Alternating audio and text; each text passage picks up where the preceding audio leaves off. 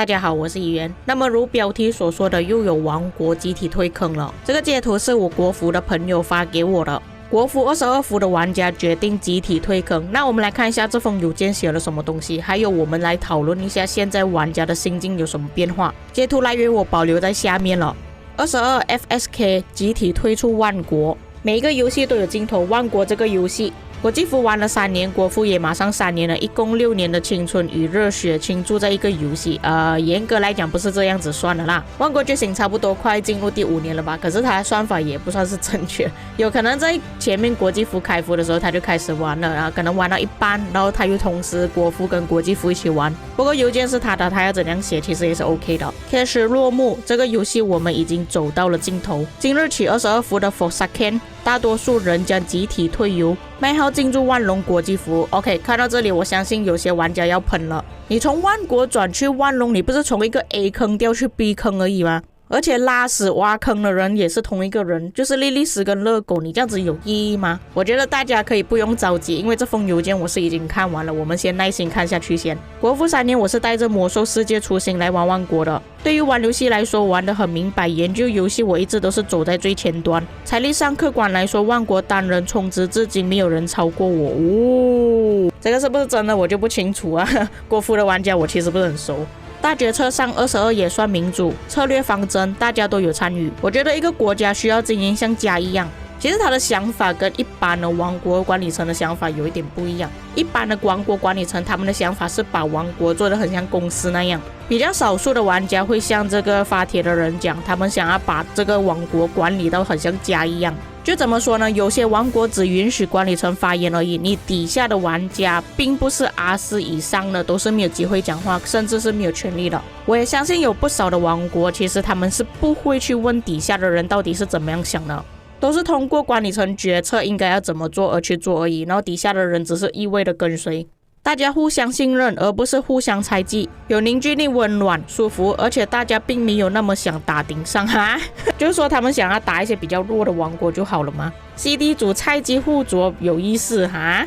好吧，每个王国的看法都不一样，真的并不是每个人都想要打顶上的，主要又累又花时间又花金钱。另一方面，大家都很期待单门匹配玩法。说到这个东西，其实官方之前确实是有出现过联盟报名的，那我不知道为什么官方出过一次之后就完全没有消息。难道这个玩法是真的这么糟糕，就连莉莉丝都不想要重启吗？体量问题在 K1 和 K5 我都非常认真研究过，一方面官方一直在画饼单门匹配，另一方面当时匹配机制的矛盾不突出。这里也有22文化问题，22的文化是被清零是耻辱，大家都很在意这阶层。我觉得不只是22而已啊，其实严格来讲每一个玩家都是这样子的，否则为什么会有高战农夫的说法呢？为什么要执行 DKP 呢？就是那些玩家他们不肯死兵，不肯打仗。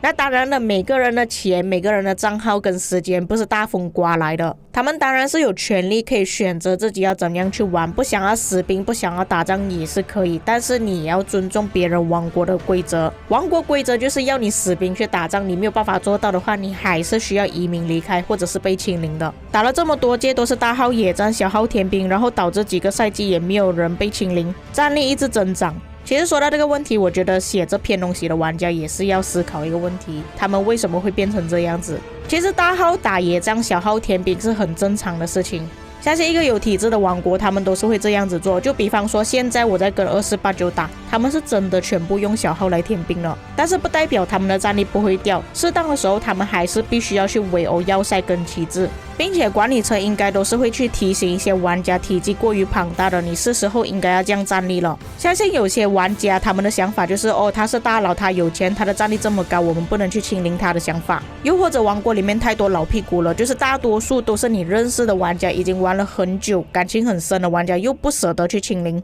说实话，到这个地步的时候，你也只能选择集体移民而已，旧的王国你是没有办法待下去了。这个问题真的不是只有22服会发生而已，每个王国都会发生了。像我自己就移民过7个王国，几乎每一个王国都会有这样子的事情发生，重点在于管理层要怎样去处理。人口流失这个问题无可避免，22的人口流失已经很慢了，每年过年之后都是所有游戏人口流失的风口，而且今年疫情过后大家也是需要工作了。K7 到 K9 的匹配也挺扯的， K10 的匹配真的绝了，280亿的先锋就2杀10个活人。至今万国这个游戏已经在各个方面走向衰落，从隐形到海龟红利，然后疫情红利基本吃光了，没玩法至今没有一个能玩的。对于玩家从军期开始也进入了收割期。怎么说呢？官方单门匹配这个饼 ，K9、K10 匹配后疫情人口流失，大家热情，这些都算是原因吧。对于我来说，玩了这么久，也算是一直坚守了玩游戏的初心。对于22，对于兄弟们，我问心无愧。那你们也看到下半段，他这里就提出问题所在了。第一点就是匹配问题，在之前 Bunny 就已经有讲过，匹配像狗屎一样，这点确实是莉莉丝的错。第二点就是疫情之后大家回归正常生活了，这个也算是意料之内的事情。在前几年的影片中我就有提到，为什么万国觉醒越来越多人弃坑了，就是因为大家都回归正常生活。我相信大多数的万国觉醒玩家都是这样子，就是刚好在疫情最严重的时期，大家都没有事情做，全部人在家，刚好看到这个游戏，刚好有时间去玩这个游戏而已。就很简单一个问题，我们打一场 KVK 到底要花多久时间？我们先不要讲一场吧，我们讲一天。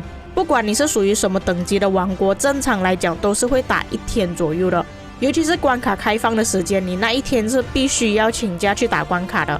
对于那些玩单机游戏的玩家来讲，可能没有办法理解为什么玩那个游戏还要特意去请假，甚至严重的情况下，你打一些顶上战争、先锋王国，你要请假的次数更多。所以根本的原因就是游戏玩法机制。那么他在前面有讲过，他们全部人都转去玩万龙觉醒了。我叫你们不要喷先，就是因为万龙觉醒它是比较佛系一点的游戏。那正常来讲呢，每一个游戏公司它是不可能做2个一模一样的游戏，是完全没有改变的。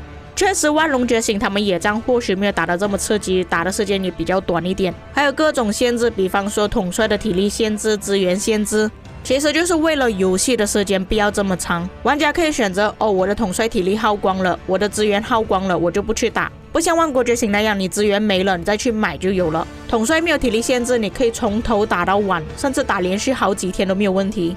这就是游戏机制不同的地方。当然我也不是帮万龙打广告啦，我只是讲游戏机制而已。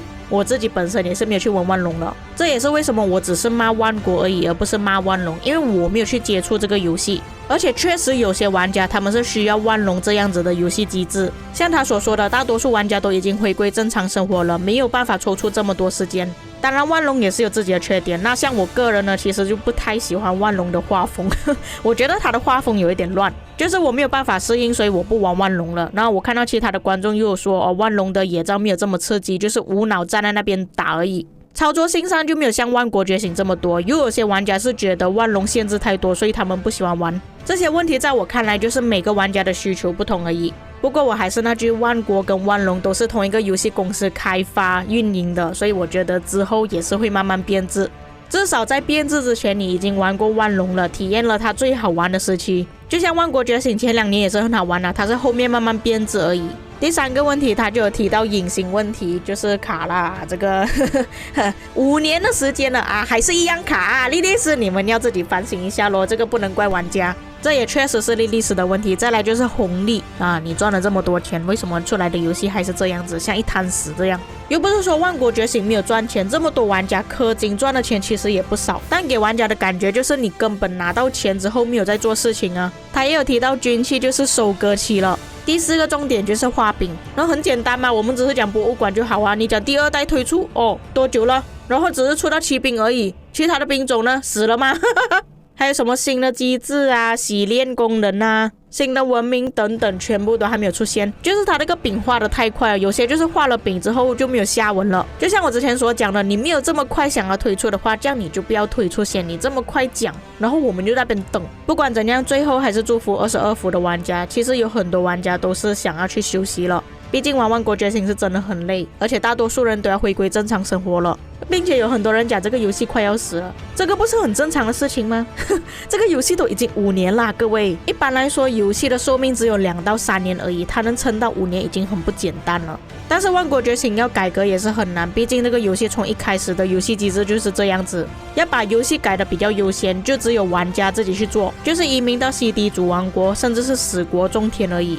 不管怎样，我还是希望各位，如果你们是真的想要休息，觉得玩这个游戏累了，请好好休息。游戏终归是游戏而已，还有管理层的问题也是要去思考一下。最后划重点，玩家流失，官方还是必须要负起责任。那么以上就是本期内容，各位观众有什么看法，可以在评论区给我知道。我们下期再见。